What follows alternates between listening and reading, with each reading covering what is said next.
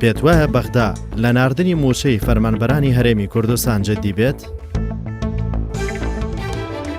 من پێم وایە عەبادی جددیە لە مەسەلەی ناردنی بودجە، بەڵام چەند هۆکارێکەوە دەیەوێت تاخیری بکات، ئەویش ئەوەیەکەوە ئەو هەڵبژاردنانەی لە عێراق دەکرێتن دەوێت بەهۆیەوە دەنگ کۆ بکاتەوە تاخیر بکات.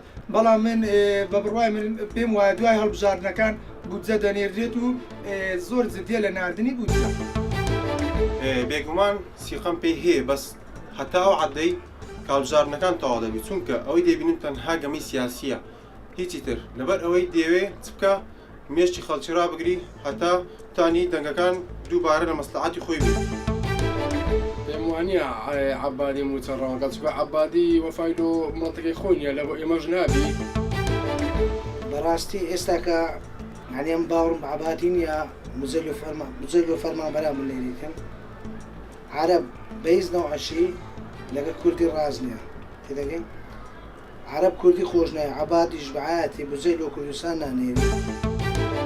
من پێم وایە حکوومەتی بەغدا هیچ موچەیەک بۆ کوردستان نانێرێت، چونکە حکوومەتی بەغدا مولکی ئێمەی کوردستان داگیری کردووە کە کەرکووکە.